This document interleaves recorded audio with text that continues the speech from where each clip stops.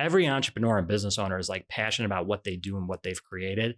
And the problem I see is that their messaging is doing them a disservice. Like their copy and their messaging is not strong enough. It's not putting their best foot forward. And frankly, that's just them shooting themselves in their foot.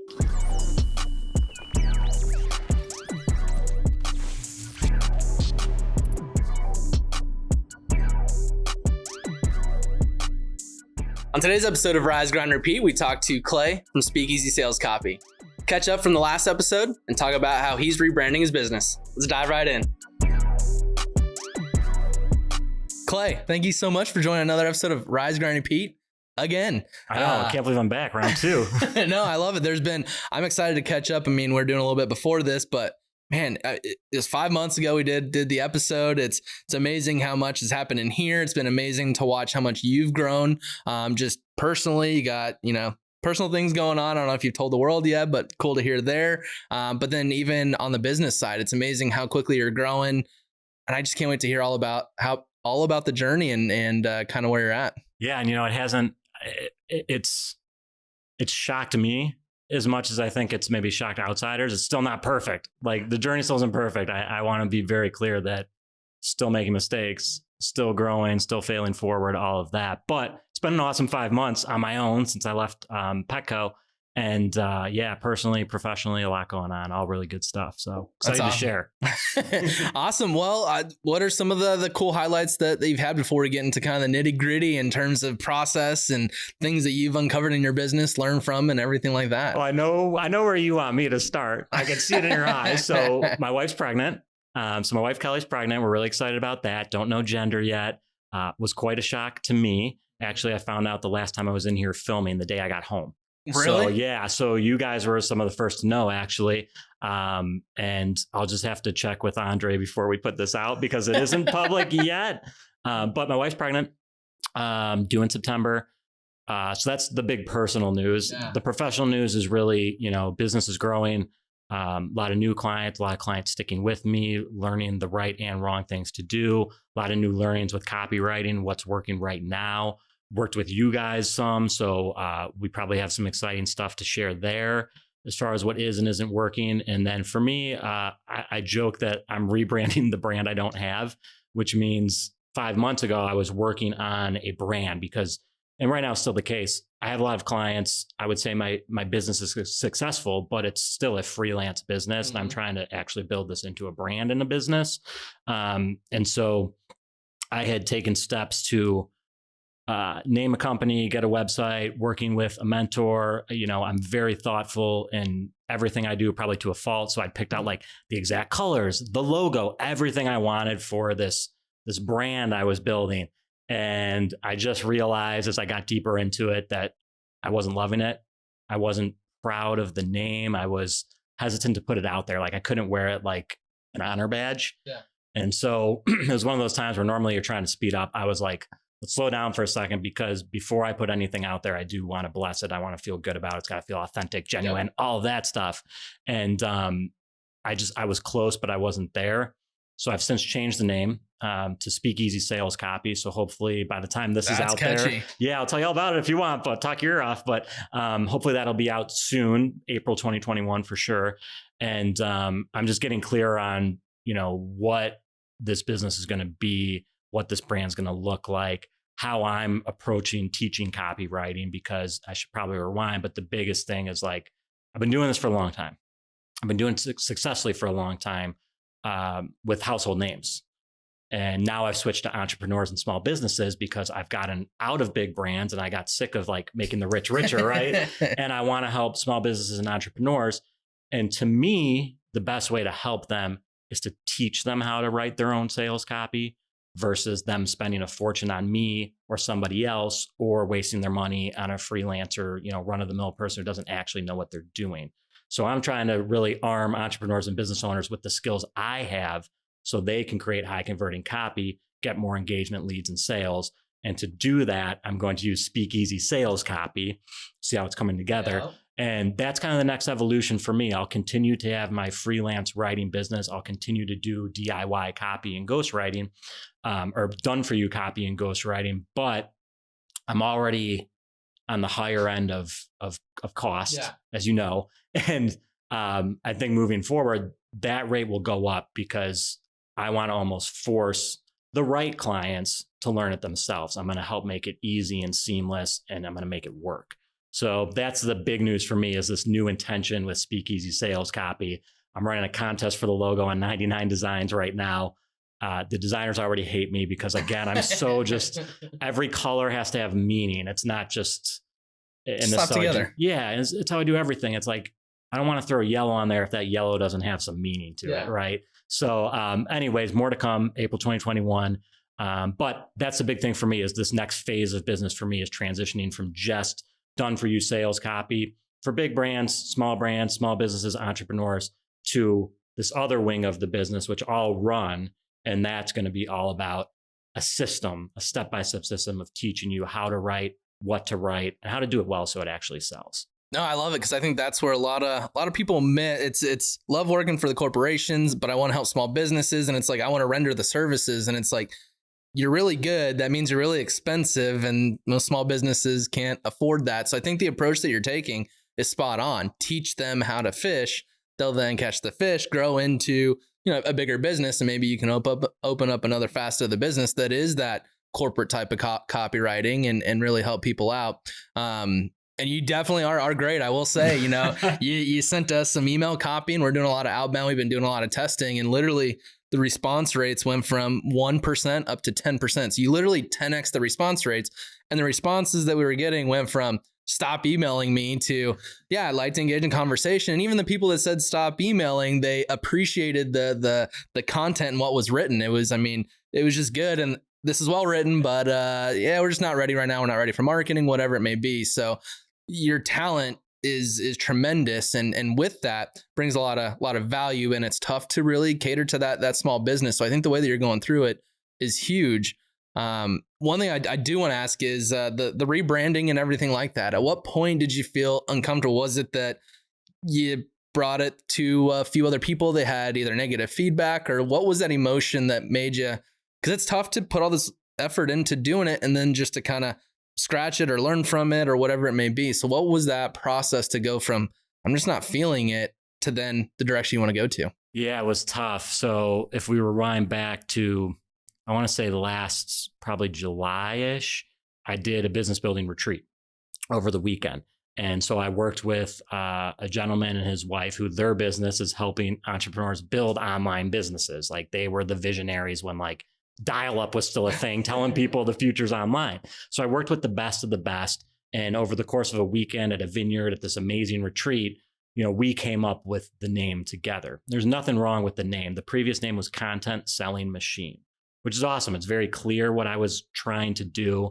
But even in the moment, I wasn't super sold on it. And I kept telling myself, you got to move forward. You got to move forward. Imperfect action. And I still definitely believe that, but long story short, I've done all the behind the scenes work. I'm literally weeks away from finally launching the website. I've been practicing getting my own voice down. I've pushed myself to create my own copy because I hate doing it for myself, but I love doing it for everyone else, right? I've literally poured my blood, sweat, and tears into this. I've stared holes in the ceilings, every night and everywhere I've gone for the past almost year now.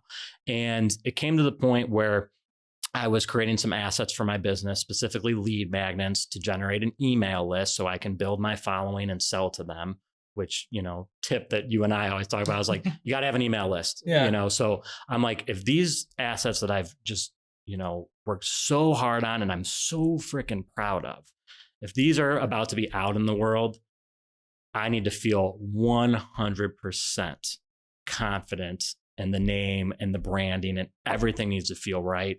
And when I finished those up, I just felt like the content was so great, and what I'm about to share with the world, I believe in wholeheartedly. So I don't believe in the branding behind it. Yeah. There was just something that it was like an uneasiness in my stomach. And I looked back and I realized that I actually had already bought the domains for Speakeasy Sales Copy. So I'd already bought and purchased the websites, I already purchased the websites. Did you come with that name before you went to the retreat, or did it come after? It came after at some point. My wife said to me at some point, you're like the Speakeasy of copywriters. And I was like, that's cool. Yeah. And I was like, that stuck with me.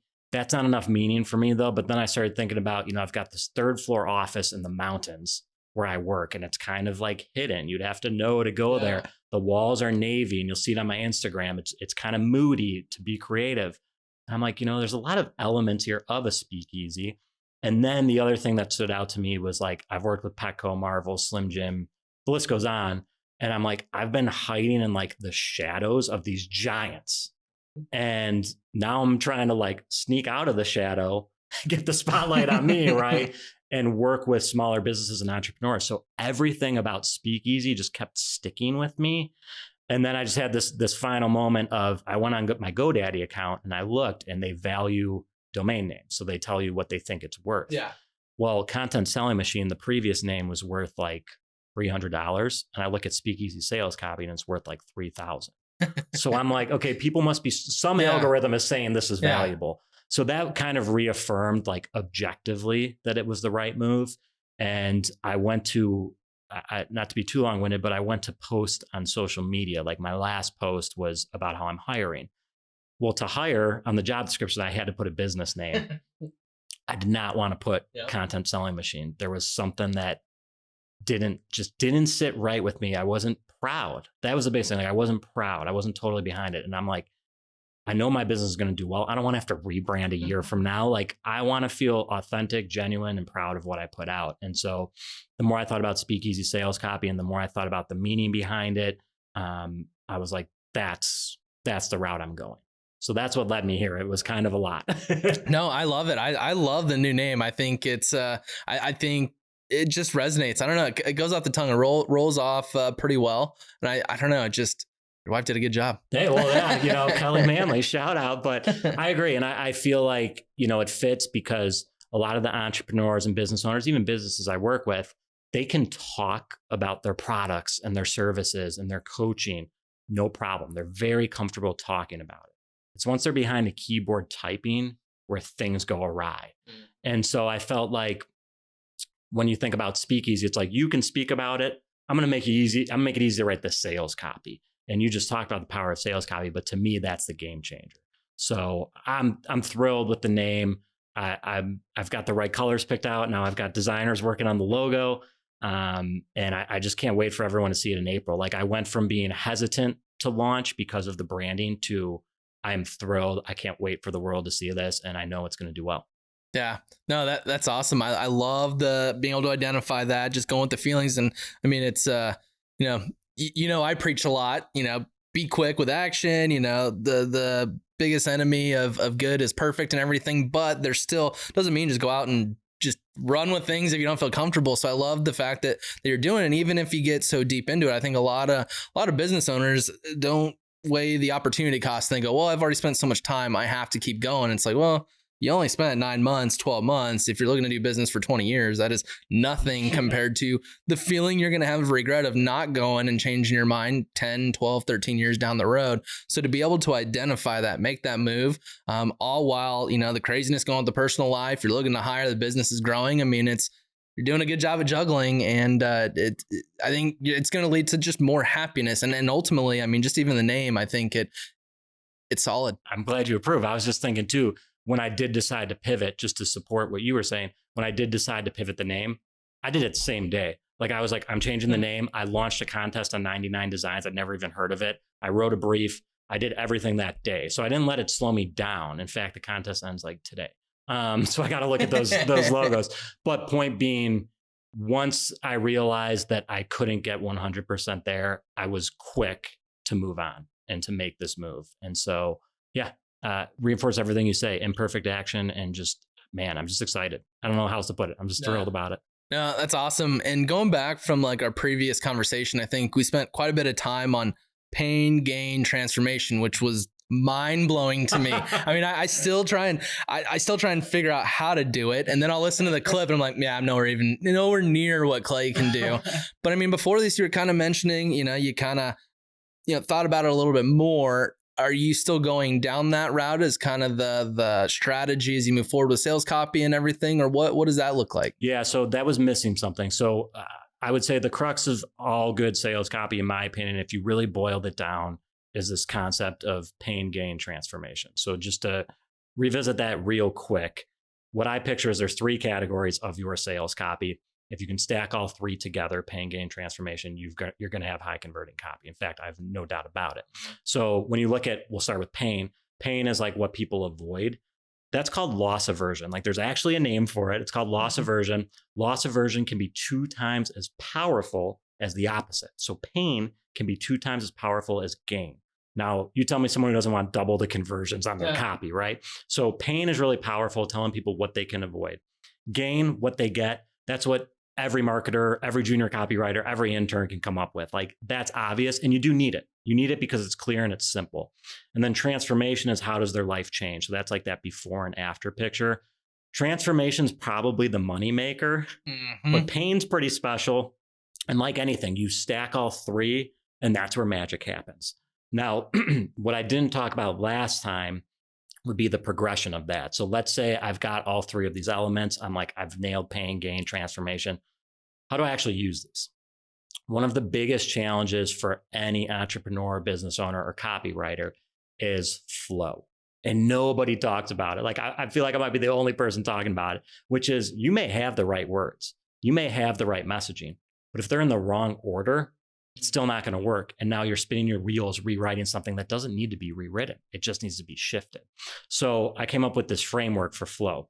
Basically, what I tell people is all good sales copy is going to fail without flow. The framework for flow is EFA. EFA. So E, lead with emotion. F, reinforce with function and logic. And A, end with action. EFA. So now let's rewind back. All right. So you got pain, gain, transformation into it needs to flow EFA. Yep. And you can see I like 3s. People learn in 3s, which is another tip. I like it. So EFA, when I say lead with emotion, a lot of people jump into their copy, or a lot of businesses jump into their copy, and it's all about the product and like what it does for you. And I'm more like paint the picture of how their life's going to be different, which is basically that transformation piece from pain, gain, transformation. But start with the emotions. The easiest way to do that, write the word imagine down and just start writing what happens with your product or service. So start with imagine, hit them in the heartstrings. People, and this is good. This is my favorite quote, right? People will buy on emotions, then they'll justify with logic. So they buy on emotions first and foremost, then they justify with logic. That leads to F. When I say reinforce with function and logic. So you've hooked them with the emotions. They want what you have. You've basically pre-sold them. Yeah. And then you get into F, this function. That's the logic, like how it works, why it works, all of that stuff that reinforces that they're making the right decision. And then easy, A, end with action. We end everything with a call to action. Tell them what to do, tell them how to get your product, and boom. So you start with gain, pain, transformation. You work into EFA. You've already got the right messaging. Now you've got the right flow. And I mean, it doesn't work all the time. Like I'm not perfect, right? Yeah. But for the most part, you can feel really good about what you're putting out there. And you can, which everybody wants, you can have confidence that like, I'm putting the best messaging out there. And if it doesn't work, it's my offer or it's my product or it's my design. It's not my writing. Yeah. And then it just comes down to testing. I mean, it's you have that. Is it the landing page, the offer? I mean, there's so many different things to test. Yeah. But I mean, I love it because everyone wants frameworks. It's always like, you can give them the right words the first time, but it's like, what was the strategy that you used to put these together? And I know that's your secret sauce, but I mean, that's what people want, so they can go and do it for themselves. I'm huge on examples. Is there, I guess, an example of what you kind of just ran through that can kind of illustrate that pain, gain, transformation? Yeah, let me give you on the spot. No, I'll give you a goofy one because it's goofy, it's different, but it's also going to illustrate EFA. And so let's start there. So I recently did a project for a company that sells, they sell flagpoles. They sell flagpole lighting. That's a different audience for me. How are you going to convey emotion into flagpoles? And exactly. So I'm excited for this. Exactly. So when we think about, we'll just use any flagpole as an example, but let's say EFA. So let's say we're going to lead with emotion. So instead of telling them that they're going to be able to fly a strong flag and it's going to last in the wind or whatever, what I'm talking about is like, imagine going to bed at night and seeing the stars and stripes like waving you good night.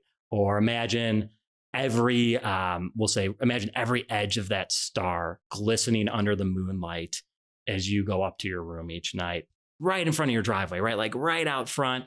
It's almost like the stars and stripes are putting you to bed every night. And every morning when you wake up, there they are greeting you again. Like that's how you're a proud patriot.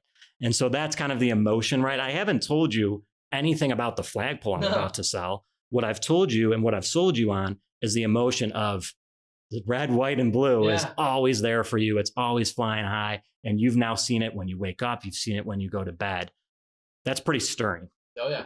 Then I go into reinforce with function. So now I'm going to tell you that it has a 95 mile per hour wind rating. I'm going to tell you why. So it never bends in the wind. Well, that's exciting. I'm going to tell you that the flag has double stitching in every corner so that it's going to last you forever. I'm going to tell you that the pole itself telescopes and it only weighs 20 pounds. So guess what? This thing's portable. If you want to take it out at night and respect flag code, you can, because you don't have the lights. I didn't know flag code was a thing, so I wrote this. But you can move it around. If you move, it's always with you. Like this is the last flagpole you'll ever need. So now I'm starting to hit that function. So I sold them on the stars and stripes. And I've sold them on that picture that they can almost see and feel. And now I've reinforced with function of all the things you'd actually want with this, all those features turned into benefits. And now I'm ending with action, which is some sort of urgency worked in there of, right now, the best flagpole and the last flagpole you'll ever need is on sale for 10% off. Get it today and you're going to save $100. And it's like, boom, done. It's the website. I want it. Yeah, exactly. You got me sold. Exactly. So you work through that emotion, that function, that action. And then on the gain, pain, transformation, you start working that in, which by the way is best for like bulleted lists, but it's like the gain. Well, the gain for me is that I'm always going to be able to show my patriotism and show how much I love this country, loud and proud, 24/7, 365, because this thing's sturdy. It's not going to break. It doesn't need painting. It's better than the rest. The pain, well, there's several. One would be, let's say you have another flagpole. It's in concrete. This other flagpole's in concrete. It's not going with you anywhere. It's part of the house. It's not part of your life. This flagpole now, portable, 20 pounds, part of your life. That's a big difference. Also, there's a rule with flag code. I'm probably going too deep, but you have to have the flag lit if it stays up at night. So this flagpole comes with lights. Well, now you can leave Old Glory flying every night because she's well lit and she looks beautiful. And the founding fathers would be proud of what you have out there. So the pain is like, there's less hassle. You don't have to take her in and out. You don't have to lug her in and out every day. There's no ropes and pulleys. It's telescoping. So you don't have to worry about knots. You don't have to worry about tearing your hands up. You don't have to worry about buttons that shear off. And then the transformation is kind of like, the founding fathers, if they saw this, they'd walk right up to your door, knock on the door and tell you good job. Like you are a proud patriot and you can feel accomplished. You can feel proud. You can know that like your neighbors are going to be asking you about your flagpole because it is the best around and you are the best patriot like on the block, right? So you've gone from maybe disrespecting the flag, maybe not even knowing you're disrespecting the flag, or maybe not having a flag, but you really want to show your patriotism, especially during these tough times, to not only do you have a flag, you have the best flag on the block. It's going to be with you forever. Your neighbors are going to look up and know exactly who you are and what you stand for. Pain, gain, transformation. That's amazing. And there's so much packed in there. I mean, to convey emotion, to hit on the pain points. I mean, that's something that we, big in the marketing. What are the pain points that we can serve you a message that's going to start stirring those emotions and everything. So whenever we approach it, it takes a lot of market research to who are the audience segments that are going to be buying these flagpoles, who would be having flags at their house or business, whatever it may be. And so it's a matter of who are these people? What are their different pain points and why would someone want to buy it? So it takes a lot of research to come up with where are these audience consuming content? Are we going to be on Google, Facebook, YouTube, all this type of stuff? From there, we're going to be doing video. Like there's a lot of research to figure out what is the best strategy to get in front of this particular audience that's ultimately going to drive them to take action for our clients. And that's putting more money in their pocket and driving sales. How do you go about this research phase? Because I mean, it could easily go, you could try and get it done in an hour, but I mean, when it comes to research, I mean, you could spend hundreds of hours. So, I mean, how do you approach that to where you're not spending too much time, but you're spending enough time to get what you need, the ammo that you need to come up with great copy that's going to drive sales? Yeah, you can research your way to oblivion, right? So, one, let's talk about research just real quick. In my world, I like the Abraham Lincoln quote that you've probably heard, which is, if I had 8 hours to chop down a tree, I'm going to spend 6 hours sharpening my axe. that's your research. When it comes to sales copy, you're going to spend way more, if it's good, you're going to spend way more time researching, and that's going to make writing the copy much easier. In fact, some of it will be done for you. So my shortcut to research is Amazon and Google reviews. And the best way to do it on Amazon is pull up all the competitive products you can find. Anyone who's in your space, look at the ones that have the most reviews because you know they're popular. Drill down, you can filter to the 1-star and the 5-star reviews. Look at what people are complaining about on the 1 stars. Find the common themes. What are the 3 to 5 things like everybody's complaining about? Go to the 5-star, look at the 3 to 5 things that everybody loves about the product. Turn those bad things, those negatives, into positives for your brand. Call out those pain points. So now you're going to convert them to come to you, right? You're going to literally steal from your competitors. And then all that good stuff, amp it up. Take it to another level. Copy is basically written for you and it's in your audience's voice. So 1-star reviews and 5-star reviews can write your copy for you. And that's going to shorten the research time a ton. In general, with research, what I tell people is go on Google, look at your competitors, look at analog brands, meaning brands that aren't in your category, but they are similar to you, maybe similar values, maybe a similar way of selling. Look at them and then just have some white space, a little bit of white space where you're just exploring around and you're seeing what's out there, and go until you have enough common themes, enough kind of threads driving you through till you feel like I've got enough to write. And you'll know when you hit that. It takes time, but the biggest thing for me is you group things that are common and you start to find these groupings of shared pain points, shared objections, shared positives. And when you have enough of them, and you start writing. So that's how I do it. 1-star, 5-star, group them, go from there. And then if I have surveys, statistics, data, you guys have a lot of data. If I have that on my hands, of course, I'm going to use it. And sometimes that may help you cut the research time in half. So interviews are always good. Case studies are always good, stuff like that. But I keep finding myself going back to the reviews because it's in your audience's voice. You can't ask for much more than that. 100%. Because even if you ask someone to fill out a survey, they might say certain things that they want. Like it's the true emotion that you're getting. Like if someone's going to take the time to leave a review, that is the raw emotion that they have on what either drives them happy or drives them nuts. And it's like there's no better source than the truth there. What is the audience saying who's actually buying these products? Yeah, and it's a blank slate. You're not leading them into answering something. They can say whatever they want. And the nice thing too is if you look at those 1-star reviews and this is a competitive product, people paid for that product, which means they have the money to come buy your product too. Same with the 5 stars, and you're finding what people like. And so you can just feel really confident. And I could spend hours trying to understand an audience's voice. But if I'm doing the reviews and the voice together, just by reading the reviews, then I'm cutting the time in half. So that's probably my number one strategy. Yeah. I mean, between the research that leads to pain gain transformation, I mean, everything, you write killer copy. I mean, we've seen it firsthand. It is awesome. Obviously, that's going to fuel growth. It is tough to have expedited growth because it brings on other problems that it's building a business, which obviously you're kind of feeling. I've been seeing posts lately, you want a videographer, you want another junior copywriter. So, I mean, there's a lot going on. You're rebranding, got a little one. I mean, I got to work hard to try and keep up with you. That being said, would love to kind of hear some of those pain points that you felt, over the last 5 months. What were some of those pain points? What have you learned from them? Have you applied that to the business where you've seen it help you grow? Yeah, man, a lot. But I think first off is, I have financial goals, and that's not everything, but it's a big part of what I want to do. And mainly because I left a cushy corporate job, I want to prove that this was the right move. Like financial is one way for me to measure that. So one of the things I realized was you don't need to spend a lot of time chasing new clients when you get more out of your current clients. So I've been making every effort to give more to my current clients and then get more of their business. At the end of the year, for example, I did an audit for most of my clients, and I went through everything I wrote and I offered them some tips. Hey, if you spend a few months, here's what I would change. Hey, maybe this isn't converting as much as you'd like. Let's tweak this headline or tweak this subject line a little bit. All free, just to add some value, and they've paid for a premium service. Well, that started getting them to want more from me and to bring me more business. So that was one. I think I've realized you got to capitalize on momentum. I had a client that came to me with just one small email sequence project, probably smaller than I normally take on for a new client, but I already knew the space, so I was comfortable doing it. And as soon as I finished that, I was like, let's set up a kickoff call for your next project.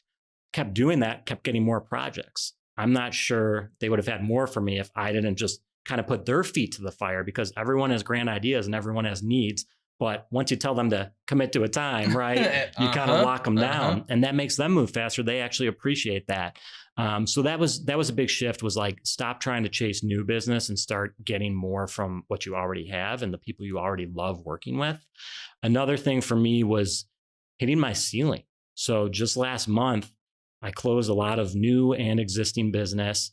Surprised myself, was thrilled. I think I texted you because I know you guys have had tremendous growth too. And I was like, it's pretty eye-opening of what I could do.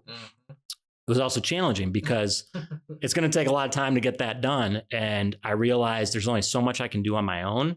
And I'd rather invest in scaling right now or scale early than have another month where I take on a bunch of business and then I'm kind of like slow for the next month or two.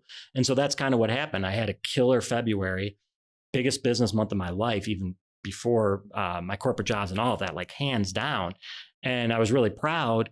And then I had to put my head down and get the work done on my own, which meant I wasn't posting on social media. I wasn't reaching out to my current clients, finding out what else they need. I wasn't looking for new business. I was just working on what had already come through the door, and it put me behind. And so what that did was it motivated me to post a couple part-time roles with me / my company, Speakeasy Sales Copy.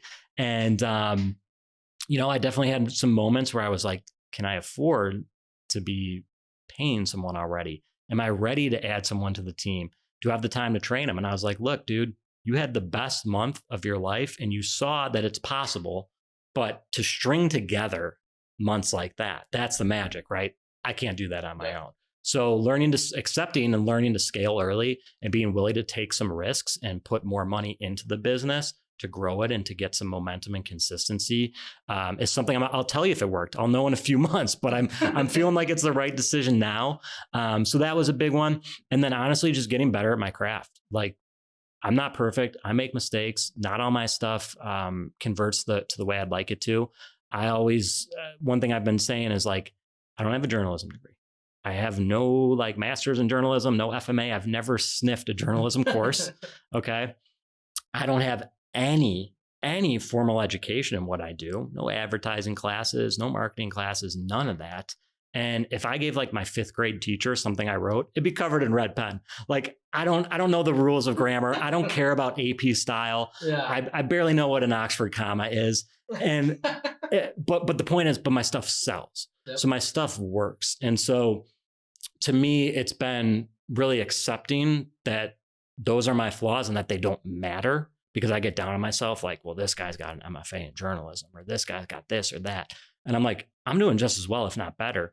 And I'm doing it my way and it's working. So that was really like eye-opening and exciting for me. Is I don't need all of that. I need to focus on what I do have and what is working. And then also I need to up my game.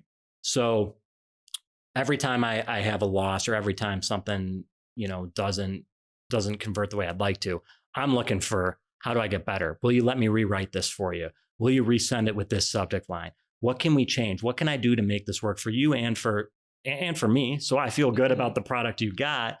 And then also, what continuing education am I missing out on? What course do I need to go and take? I had a sales letter, which is, a heavy lifting, high ROI project that, I was feeling like my sales letters were getting stale, and I was feeling like they weren't converting like they could. And to make it in sales letter, Ryan, you need to be getting royalties. You need to be getting paid big bucks because they take a long time to write, right? And so I found a really exclusive sales letter writing course. I got in that. I said, screw it. I'll pay the few $1,000s to do this because I need to up my game there. And I did. And so for me, it's just continuing to find those opportunities. even the way I teach and the way I put myself out there, like I'm still finding my voice, as well as anyone. I don't really like posting on social media.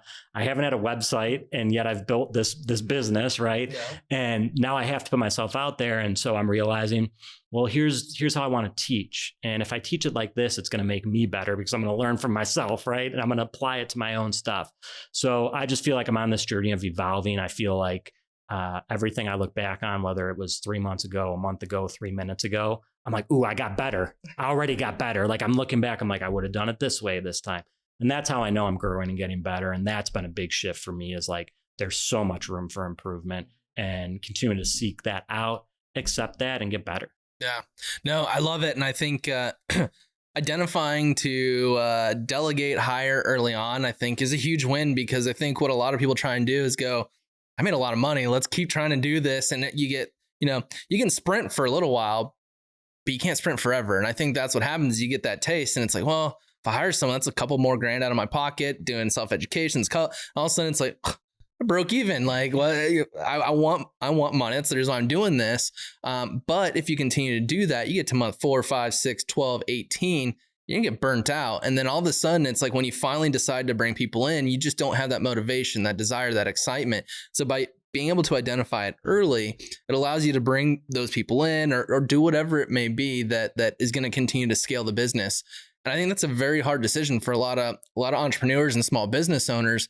What were the thoughts going through your head? What was the process you took, or what happened to go, you know what? I think it's worth taking a little bit of money out of my pocket, bringing other people on. That's only going to help me in 10, 20, 30 years, whatever it may be. It's very difficult. What did you go through to make that decision, or what was that aha moment to make you decide to go down that path? Yeah, that's a great question. For me, it was getting a feeling of burnout, which is crazy to say because, again, I've only been on my own for 6 months. But I had this huge month in February. I started going through the work, and my goal is pretty much always to complete the projects I take on the same month I get them. Now, it's not always possible, but that leaves the door open to pick up new projects the next month and continue to grow. And so, I'm at a point where I have enough retainer work. It's more about now building on top of that. I have my comfort zone and my safety net.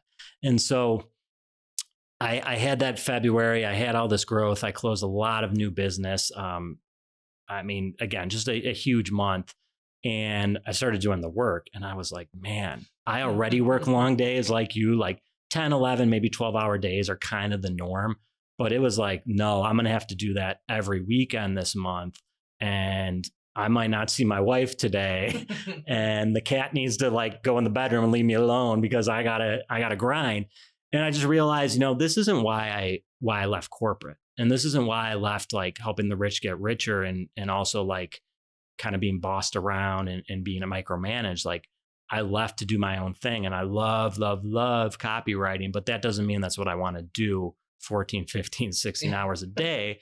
And I realized the work was then going to not be as good as what I'm capable of. And that bothered me. That if you are giving me your money, I want you to be floored. I don't want to deliver. I want to over deliver, just like you. You even said to me, like, I want to make sure I always give you at least 1% more, right? 49.51. Yeah, 49.51. And that sticks with me because that's how you get people to come back. And like, we're in an industry where we want to help people make their dent in the universe. And so I was like, if I just worry about growing, if I grow at this speed, and I take this amount of work on, somebody's not getting my best effort, and I'm also drowning in the workload. Mm-hmm. And so I just realized if I did a month like this once, I can do it again. So I know I can hit these like income goals, and I know I can get the business. But if I'm executing on it my own, I'm never going to string those months together. My business will be up and down all around. Yeah. And granted, that's the nature of the business. I'm sure yours is like that, and that'll happen. But that's going to be a guarantee if this is how I operate. And I'm going to have 1 month where I'm getting new business. I'm going to spend the next month drowning in the workload. I'm going to pop back up for air, and I'm going to find out I got to go hunt down more business again. Mm-hmm. So for me, it was like, what's the worst that can happen? Yeah, I lose a little bit of money, but I have a little more happiness. I have a little more free time. The quality of work goes up. And then what's the best case? Well, the best case is I get the right people in the door. I help them get to my level and beyond. I also learn from them, and they become full-time employees. And this thing goes to the moon, Mm-hmm. So for me, the the upside is huge. The downside is very little, like in the grand scheme of things. Couple bucks. Yeah, a couple bucks over a couple months. Yeah. And again, I know what I can do on my own. So I know if it doesn't work out, I know what I'm capable of. Yeah. But this will work out. It'll be good. And so that was it, man. It was me drowning. It was me just realizing where that ceiling is. And also just realizing I'm not going to sacrifice anybody's work to get somebody else's business. Not going to do it. Yeah.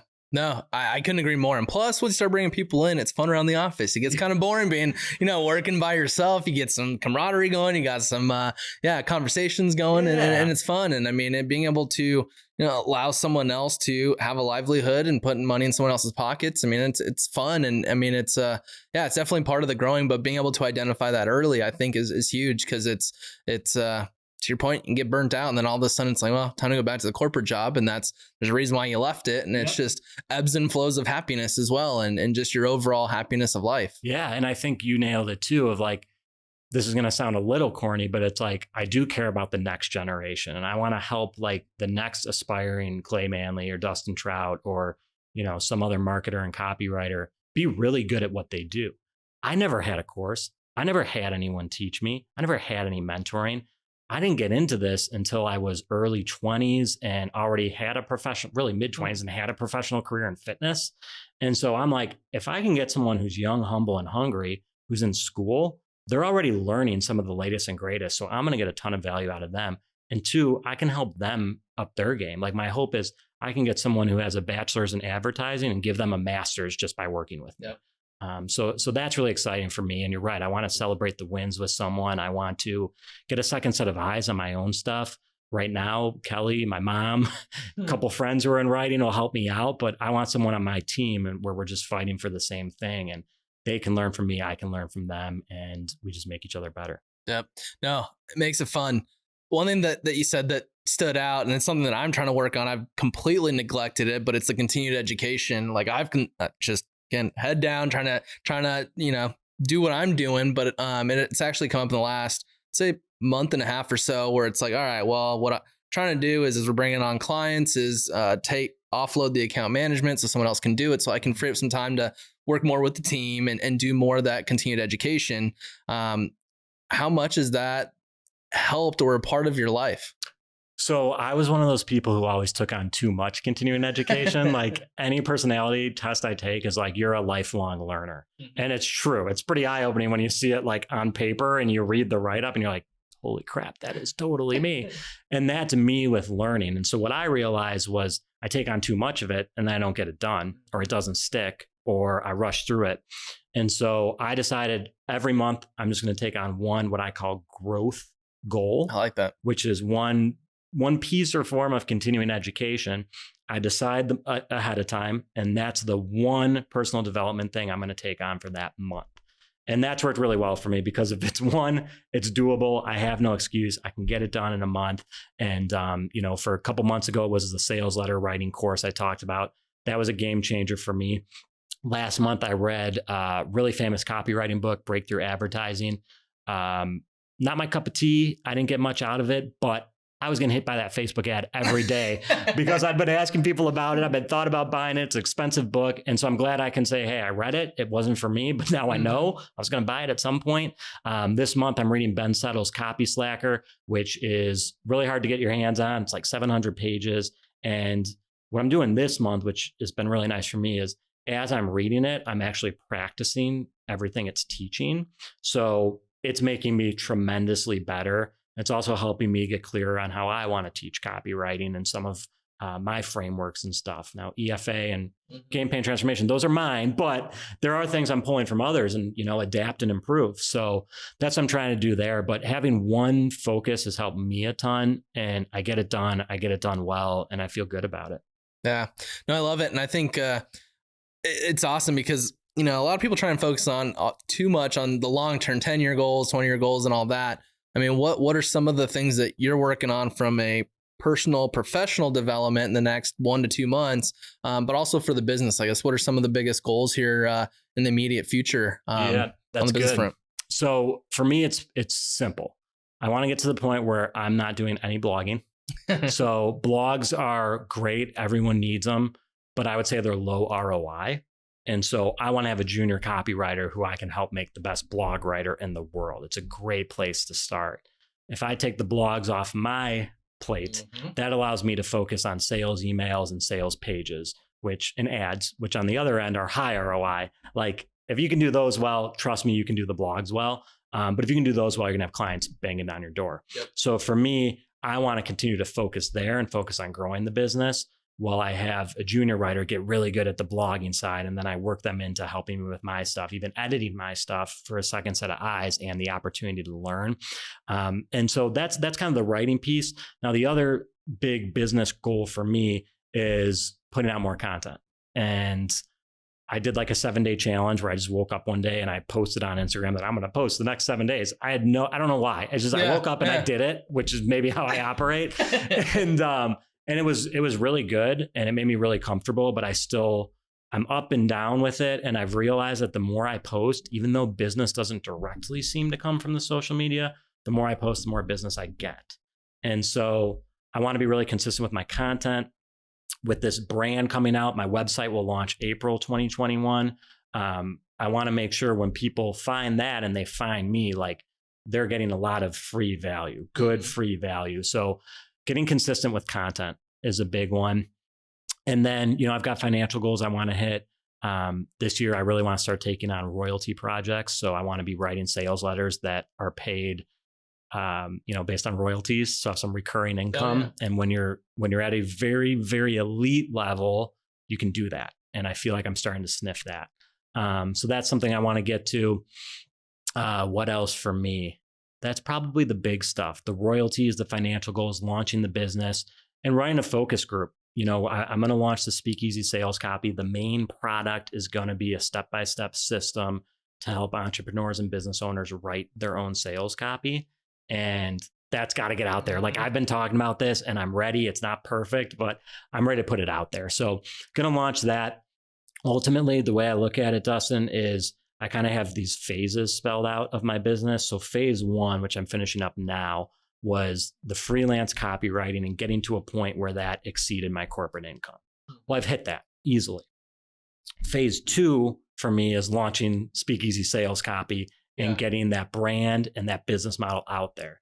That is going to happen in April. Phase 3 is that becoming my primary income, right? So I'll still do copywriting for others, but the bulk of my business should be the instructing, the copy coaching. And then phase 4, what I'm seeing right now is events. I'd love to get to a point where you're a really high level entrepreneur, business owner. Maybe you're transitioning online because of COVID. Maybe you're online and there's a next level you're not reaching. And we're going to work together, whether it be a day one-on-one or maybe a weekend in a group. And I'm going to lead you through that system, that Speakeasy Sales Copy system in person so you can fly right through it. And that's kind of the ultimate goal for me. I love human interaction. I love kind of being on stage and presenting. And I feel like with the right people in the room in an event setting, probably somewhere in San Diego, near the beach and the mountains, which just happens to be where I live, we could really host something special because I want people to also experience Speakeasy Sales Copy. So that's the phases, man. That's what's to come. That's awesome. I mean, I love that phased approach. I mean, it's a clear path on where you want to go. And it's not just, I want to have a huge team and a bunch of clients. I mean, it's a path on how you want to evolve to it. And that's huge. If you need beta testers on, going through the course, more than happy to help out there.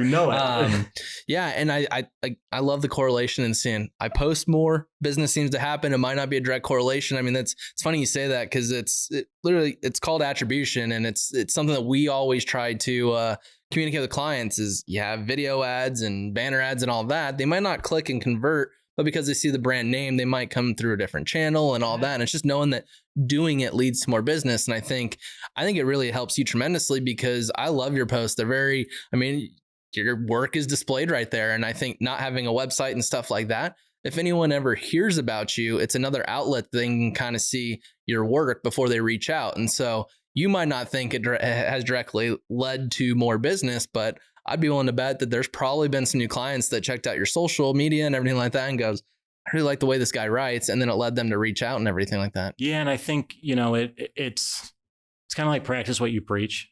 right? So if I'm going to be talking about how effective copywriting is and how effective sales copy is, I should be putting mine out there. And I'm always squirrely about posting my client stuff, you know, with some of the bigger brands. I'm sure in my contracts it says like I can't talk about them. So I have to be careful. And then some of the smaller brands too, like I don't necessarily want to put their stuff out there unless they want me to. You know, it's written for them. It's something they now own. And I don't know, I'm a little squirrely about it. Whereas if I'm posting copywriting secrets and tips and tricks, well, now I'm attracting the right people. And like you said, it's like credibility. And you're right, it correlates. And maybe not directly is what I should say. It doesn't feel direct, but it definitely correlates. And so, and it just makes me proud. Like I want people to, if they hear me on this or they hear me on another podcast or they see my brand out there, like I want them to go to my social media and be like, this guy knows what he's talking about. I want them to pull some free tips. And we're going to be shooting some lead magnet videos today. And like, that's free. Like some of my best stuff, I'd rather it be free. So people know it's worth the investment. Like if this is what I'm giving you for free, think about what you're going to get if you pay for it. So I'm getting more consistent, but I'm trying to be better, trying to get out of my head. And then again, just seeing objectively that it works. Yeah. No, I love it. It's been fun to kind of just catch up and hear the evolution. I mean, you're crushing it. And I'm so glad that we got connected. And I'm so happy that, you know, we've been blessed to have some of your work hit our desk. And it's definitely made some business results. And it's great. And I mean, that being said, I mean, as we kind of wrap up, what are some last, I guess, parting words? What are things that you're working on or anything else that you want to share? I think I want to hit home EFA, which is lead with emotion, reinforce with logic or function, and end with action. I think that's, if last time pain, gain, transformation stuck out, I would hope EFA sticks out to people because again, all good sales copy fails without flow. And flow is going to be a big framework of what Speakeasy Sales Copy is. So I'd really love to share that. You know, we talked about this Lincoln quote, which is, I've actually never heard of that. And that is amazing. I love that quote. It's so good. And I'll tell you, it has been proven that Lincoln might not have been the one who said it if you go deep on the Googling, but the point is true. And Winston Churchill said something simple, which was basically like, if I'm going to speak for 2 minutes, I need 3 weeks to prepare. That's how I feel about copy. If you're going to write something that's, we'll say 2 sentences, you better spend 20 minutes researching. So the creative process and the copywriting process has to start with research. Your copy is only as good as your research. And if you research well, your copy's essentially done for you. Like I have moments where I feel like the research rips the keyboard out from in front of me, slides it over across the table and bangs out paragraphs for me, slides it back. And I'm like, boom, I know how to finish this. So that's what I would encourage like entrepreneurs and business owners to pull from this particular interview. And then, I mean, I'd love to just plug myself real quick, which is Speakeasy Sales Copy is the brand. By the time this is out, that site will probably be live and you'll be able to find me and it. And look, here's how I want to make my dent on the universe, I would say. I looked at the stats just the other day and it's like, I think it's like 40,000 entrepreneurs apply to get on Shark Tank every year. Yeah, every year. Let's say 40,000. I did not know that. I know I'm close. It might be 35. Yeah, no, that's huge. Yeah. So some crazy number, 35, 40,000 apply to get on Shark Tank every year. Less than 1,000 actually get on the show. And then a small percentage actually get deals that pan out. Why do I share that? Well, I want to help the entrepreneurs and the small businesses that don't get on Shark Tank, those 39,000 others that don't apply each year. And I want to help the ones who do get on and don't get a deal make the money they deserve, make the impact they deserve, get their business and their brand and their message and their product out into the hands of people that need them. Because every entrepreneur and business owner is like passionate about what they do and what they've created. And the problem I see is that their messaging is doing them a disservice. Like their copy and their messaging is not strong enough. It's not putting their best foot forward. And frankly, that's just them shooting themselves in their foot. So if I can help them avoid that, more engagement, more leads, more sales, just by writing better sales copy, game changer. And I know people need it. And I'm not saying it replaces funding, but You don't have to spend a fortune to get good at writing sales copy. And it can make you a fortune. And more importantly, it can make your dent in the universe. So that's what I'm trying to do. The more I see stats like that, and I see how many people out there are doing such amazing things, even during COVID, they're, maybe they lost their jobs and they're transitioning online. Maybe they have an offline business and now they're venturing online. Maybe they've been online and they have something so incredibly amazing that they're completely passionate about and it's not selling. And it should be. I want to help those people. I want to help them get that to their product or service to the right people. So that's where I'm trying to do things different. That's why I'm trying to arm them with the tools so they don't have to come back to me and spend a fortune. And they don't have to risk spending their money on, someone who isn't very good, or they frankly, they don't have the knowledge to know if it's good or not. And it's actually like terrible copy that's hurting them, or mediocre messaging when they have an extraordinary product. And, I want to help them get to the next level. So that's kind of where I stand. That's why I want to plug myself. As far as moving forward, it's continuing to grow this thing. It's celebrating in April when this brand and this business goes live, because, it's been in the works for almost a year, but it's been blood, sweat, and tears the last several months. And that's on top of a already jam-packed schedule. And there was a time where I was also trying to do this while I was at Petco, working 12, 13 hours a day. Yeah. You know all about it. So for me, it's just like, that's going to be a really rewarding, a really big moment. And I think it's going to change the game. I think it's going to change the approach to copywriting for a lot of people. And it's going to help a lot of people, make their impact. No, I absolutely love that. We should connect and figure out how to attack Shark Tank, because it's funny. Like literally the last 2 years, I'll shoot messages or comment on LinkedIn if Mark Cuban posts or something like that. I'm like, dude, give me a shot. We will not even charge anyone that you get a deal with. Let's. But I've never thought about all the people that apply that don't get the deal to team up together, and we can, cherry pick the ones that are just passionate, that have that good business model and everything. And hey, reach out. You have the copy that'll capture their attention and everything like that. And it's how can we help you get more sales? And you don't even have to give up 30, 40% of your company either. You have to give up any of your company. It's crazy, but it is. It's like you hear that, like you were floored, and I hope I'm right. I'm fairly certain it's 35 to 40K. I'm sure that, and the profit, I think, would be another good show that is driving good business and entrepreneurs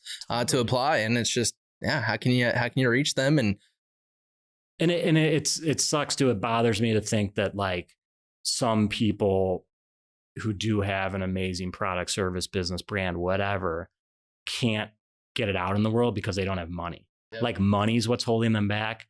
I know I was blessed. I come from a fairly well-off family, middle class. Money was never like a huge concern. I didn't have to rack up debt or anything. There's a lot smarter people than me with a lot cooler products who I know I can help. And I would hope that, if they don't have the funding or they don't have the money they need, they would turn to someone like you, to someone like me, to an agency, a copywriter, whatever, to get them to that next level, because it's so wildly possible and it's so like easy. And when you partner with the right people, it can do it. So I'm going to get off my pedestal on it now, but you get the idea. And I think we could attack everyone. Maybe we can run some ads like, were you on Shark Tank? And get them in, and you said the profit. And I just got to think that, a lot of people have made a lot of sacrifices to be entrepreneurs, and we can help them. Absolutely. This has been great. I can't wait for 5 to 6 months down the road to have number 3 over here. Maybe you'll be, they'll be pretty close to having your little one. Yep. Maybe we can have him or her on, and I can bring Capri, and it'd be good. We can kind of change the podcast to be more business and family. Business and babies. Business and babies. That's why you're the copywriter. Business and babies, right? Alliteration. There. Cool. Well, I appreciate the time, and I look forward to continuing to see your explosive growth. Thanks for having me, brother. Appreciate it.